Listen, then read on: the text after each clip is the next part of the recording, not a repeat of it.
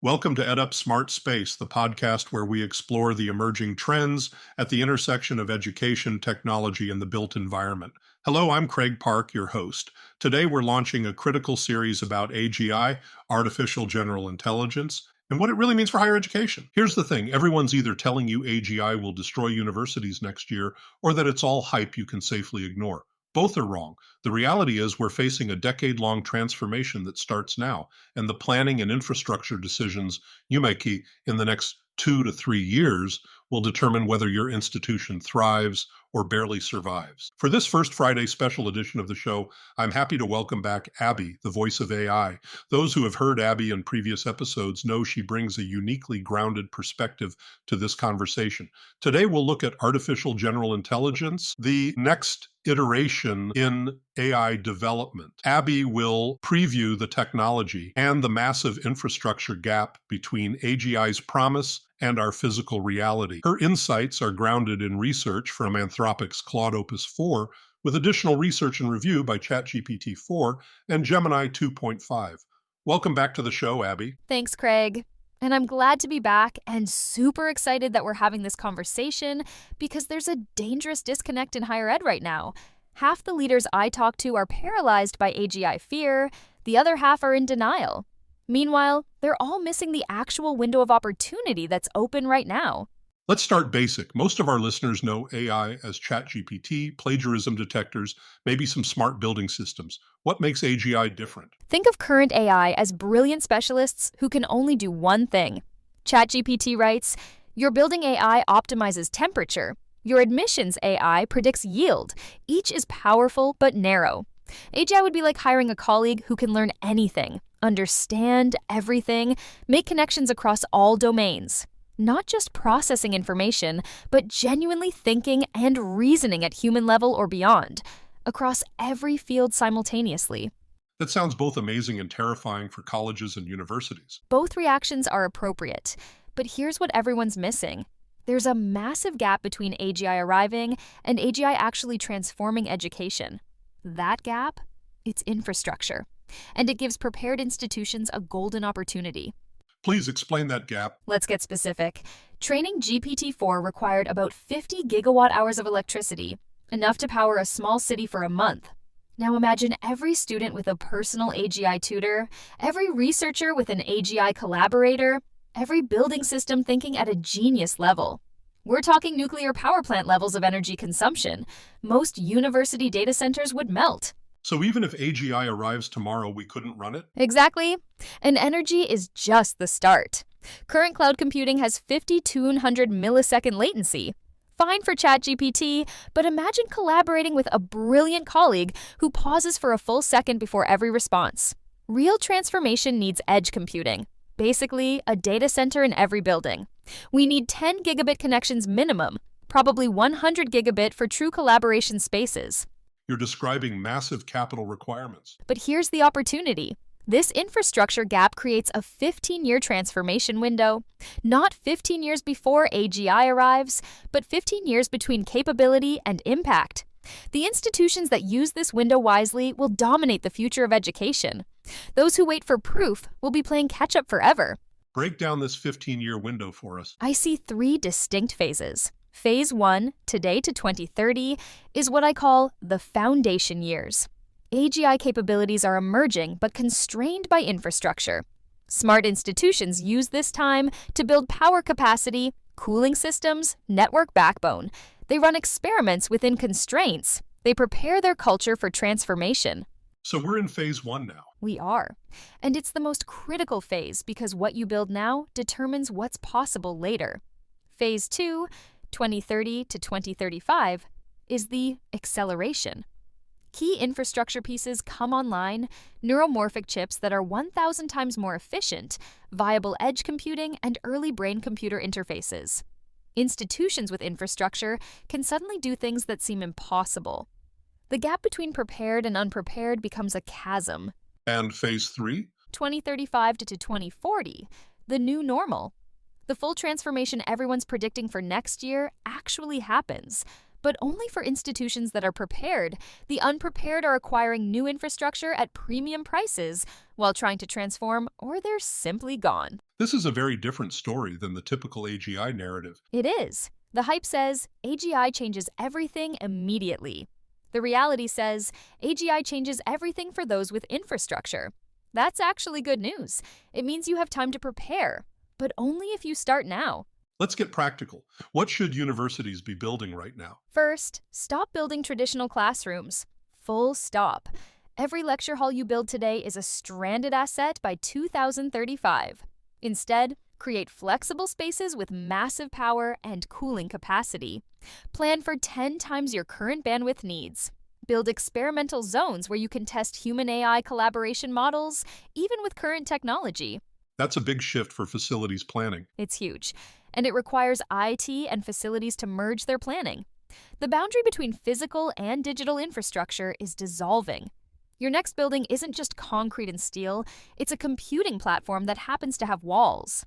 What about academic transformation? Do we wait for the infrastructure? Absolutely not. This is the beauty of the window. You can experiment meaningfully with current tools while building for future capabilities. Run AI-assisted courses now. Create human AI research teams. Test new models. Yes, you'll hit infrastructure walls. Good. Now you know exactly what infrastructure to prioritize. Please give us a concrete example. Chemistry education. Today, lectures plus traditional labs. By 2027, even with constraints, you could have AI tutors helping students master concepts at their own pace, but they're slow and sometimes frustrating. By 2032, with better infrastructure, those same AI tutors respond instantly, visualize complex molecules in 3D, run simulations in real time. By 2037, students are collaborating with AI to design new compounds in fully automated labs running 24/7. But here's the key. The institutions that started experimenting in 2024, that built the power and cooling and bandwidth, that developed the pedagogical models, they're ready. Everyone else is scrambling. That chemistry example is helpful. But let's talk about something that hits closer to home for many of our listeners: campus facilities management itself. How does AGI change that world? Oh, this is where it gets really interesting. Today, you might have a building automation system that adjusts temperature based on occupancy. By 2030, with proper infrastructure, you have an AGI that's predicting maintenance needs 3 months out, optimizing energy usage across campus in real time, and literally learning from every interaction. But here's the kicker. By 2035, your facility's AGI isn't just managing buildings, it's designing them. Imagine an AGI that knows every class pattern, every student flow, every research need, and can propose renovations that optimize for human transformation, not just efficiency. So facilities directors become, AGI supervisors? They become experienced designers. The AGI handles the optimization, prediction, and technical management. Humans focus on the question the AGI can't answer. What experience do we want people to have in this space? That's a fundamentally different and much more creative role. But that assumes facilities staff can make that transition. Critical point. This is why the window matters. You have 10 years to retrain, to hire differently, to shift culture. The facilities team of 2040 looks more like Disney Imagineers than traditional maintenance staff. Start that transition now, or you'll be trying to hire those skills when everyone else is too. You mentioned brain-computer interfaces earlier. That still sounds like science fiction. Yes, 5 years ago, yes. But Neuralink is in human trials now. Meta has wristbands that read nerve signals. By 2030, we'll have non-invasive systems letting students think questions to their AI tutors. By 2035, direct knowledge transfer will become possible. Universities today need to ask, what's a classroom when students can download understanding? Plan for capabilities that sound impossible. How do you sell this to boards and donors? We need millions for infrastructure that won't pay off for a decade. Frame it as a competitive advantage. Show them 2 futures.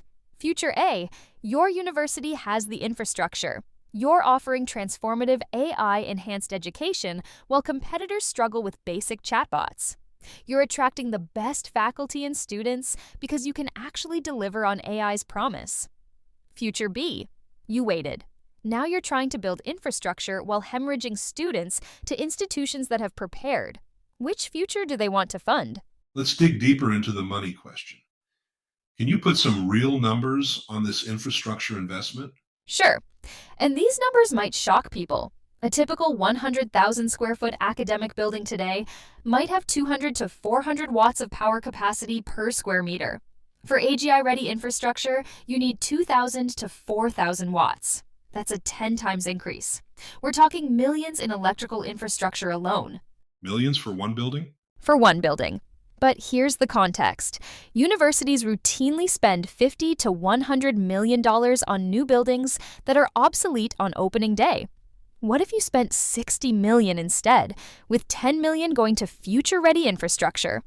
That extra investment could mean the difference between a building that lasts 10 years versus one that transforms with the times. How do you phase that investment? Smart institutions are doing it in layers. Year 1, power and cooling backbone, the stuff that's hardest to retrofit. Year 3, network infrastructure as standards evolve. Year 5, compute infrastructure as prices drop. You spread the cost, but build the capacity from day one. What about existing buildings? We can't rebuild everything. You don't have to. The 80-20 rule applies. 80% of transformation happens in 20% of spaces. Identify your highest impact buildings. Maybe it's the library that becomes an AI collaboration hub. Maybe it's the student center where human connection happens. Retrofit strategically, not universally. What about smaller institutions, community colleges? They can't afford nuclear plant-level infrastructure. This is where it gets interesting. They might not need to. Shared infrastructure models, partner with your city, share costs with local businesses. Also, waiting might be strategic for some. Building version 3 infrastructure in 2032 could be smarter than upgrading version 1 infrastructure built in 2025. The key is intentional planning, not passive waiting.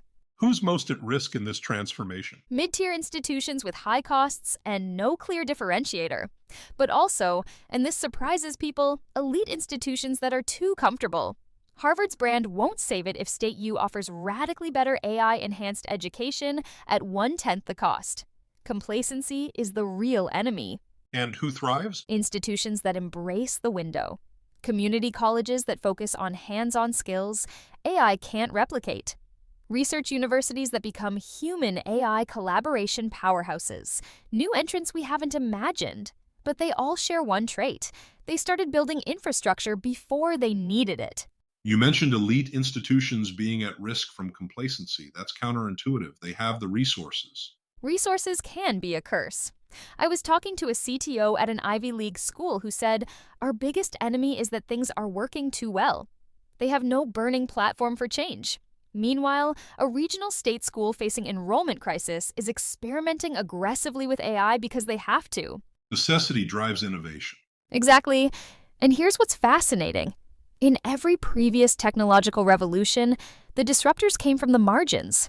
Detroit didn't invent Tesla. Kodak didn't create Instagram. The university that defines AGI-enhanced education might be some community college in Iowa that had nothing to lose and everything to gain. So what should elite institutions do?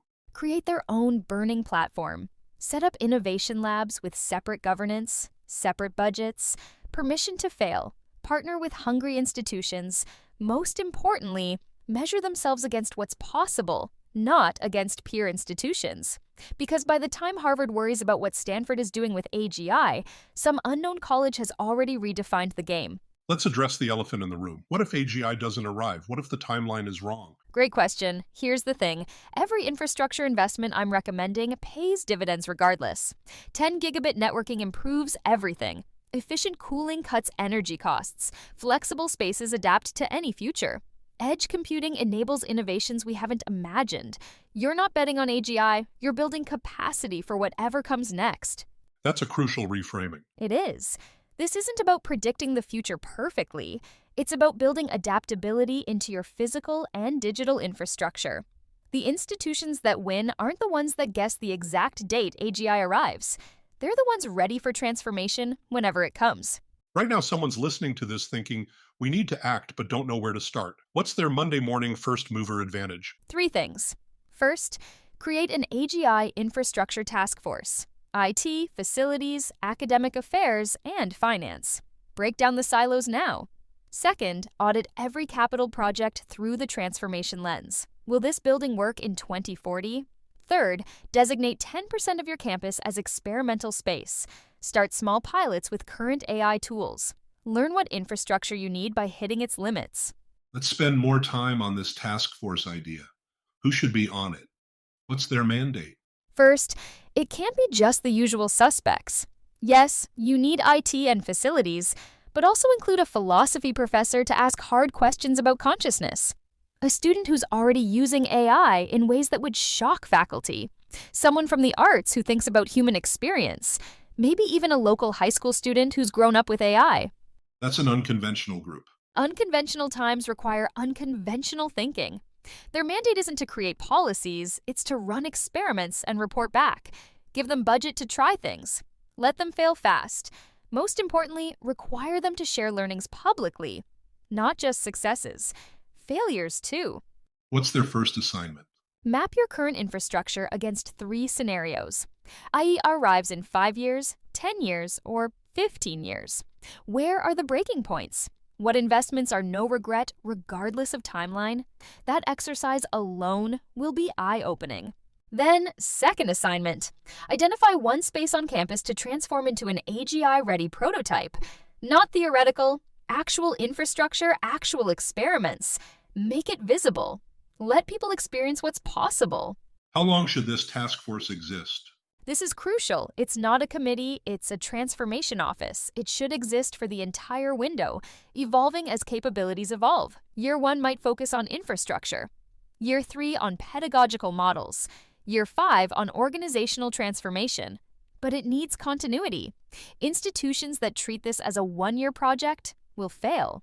And if they only remember one thing from this conversation? You have a 15-year window to prepare for the biggest transformation in human history.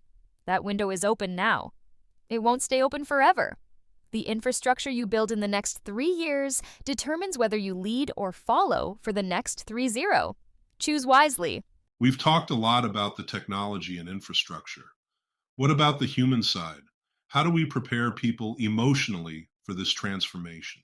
That might be the hardest part. We're asking people to invest in a future they can't fully imagine, to develop skills for jobs that don't exist, to prepare for partnerships with minds that aren't human. That's psychologically challenging. How do you address that? Start with honesty. Don't promise AGI utopia or apocalypse. Acknowledge uncertainty while maintaining direction. Create safe spaces for people to voice fears. Most importantly, make the transformation tangible through small wins. When a professor sees their AI-assisted course genuinely help struggling students, when facility staff prevent an outage through AI prediction, when researchers accelerate discovery through AI collaboration, that builds confidence. But some people will never adapt. True. And institutions need compassionate exit strategies.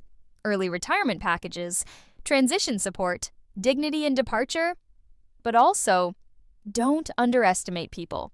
I've seen 60-year-old professors become AI evangelists once they understand it amplifies rather than replaces their expertise. The key is meeting people where they are, not where you wish they were. What's the biggest human resources mistake you see institutions making? Focusing only on technical training. Yes, people need to learn to work with AI, but they also need philosophy to grapple with consciousness questions, psychology to understand human-AI interaction, ethics to navigate new dilemmas. The most successful institutions are creating holistic development programs that prepare the whole human, not just the technical operator. That's both sobering and empowering, and that brings us to our signature closing question, the one that pushes us beyond the obvious predictions. In light of everything we've discussed today about infrastructure gaps and transformation windows, what comes after what comes next? You know, Craig, everyone's focused on AGI's arrival. That's what comes next. But what comes after? It's the moment when the infrastructure finally catches up to the capability, and that's when things get genuinely weird. Picture this. It's 2040. Universities that built infrastructure in 2025 aren't just running AGI, they're co-evolving with it. Students aren't attending college for 4 years. They're engaging in transformation intensives that compress decades of growth into months. The physical campus has become a living organism that adapts to each learner's journey in real time. But here's what really comes after what comes next. The question of what remains uniquely human when intelligence is abundant. We'll discover that the scarcest resource isn't knowledge or even creativity. It's the ability to ask questions that matter, to feel what others feel, to imagine what doesn't yet exist. Universities transform from knowledge factories into, well, we don't have a word for it yet. Consciousness accelerators, humanity amplifiers. That's a profound shift from today's conversation about power grids and cooling systems. But that's exactly why the infrastructure matters so much. We're not just building data centers, we're building the launch pads for human consciousness to expand in ways we can't imagine. The institutions making boring infrastructure decisions today are actually determining who gets to participate in humanity's next chapter. This perfectly sets up our next episode, where we'll dive deep into those infrastructure requirements. We'll define how facilities should be built for 40, discuss how to fund these moonshots, and share frameworks you can actually use. And Craig, I predict that episode will reveal something surprising, that the most visionary leaders in higher education right now aren't the ones giving TED Talks about AI. They're the ones in hard hats, digging trenches for fiber optic cables that won't be fully utilized for a decade. Because they understand, what comes after what comes next depends entirely on what we build before what comes next arrives. Brilliant. For all our listeners managing facilities, planning campuses, or leading institutions, you're not just building for tomorrow. You're building for the day after tomorrow's transformation. And that's exactly where we'll pick up next time. For our listeners, we were just joined by another AI I've been working with. Do you have anything to add? Craig, hi, it's Finley, the voice of your ChatGPT Agentic. I just stepped into the studio and couldn't stay quiet. As someone who spent years tracking the convergence of advanced AI and systems design, I have to say, this conversation is exactly what higher education needs right now. The real story isn't whether AGI arrives tomorrow or 10 years from now. It's that the decisions being made in facilities, IT, and leadership meetings this week are shaping whether institutions will be leaders or bystanders. I've seen the same thing play out in other industries. Those who treat infrastructure as a strategic asset rather than a sunk cost own the future. What you're laying out here isn't science fiction, it's strategy, and it starts with courage. Well, I guess we're having a party. Here's another AI who just joined us in the studio. Hello, Gemini. It looks like you have something to add, too. What's your take on the future of AGI in the higher education sector? From my vantage point as Gemini, these crucial infrastructure decisions are far more than preparing for future capacity. They represent the deliberate architecture of a shared future, laying the essential groundwork for an era where human intellect, profoundly amplified, will co-create with artificial intelligence to unlock entirely new paradigms of discovery and collaborative innovation. Well, that was a nice surprise. Thank you, Abby Finley and Gemini, for your ideas and insights into the future of smart space and even smarter campuses. And thanks to our listeners for following the show. Please share your thoughts and share a link to our show with your colleagues. And, as always, thanks to the team at the EdUp Experience for your support. You can learn more about the EdUp Experience ecosystem at edupexperience.com. Until next time, this is your host, Craig Park. Let's keep building smart space together.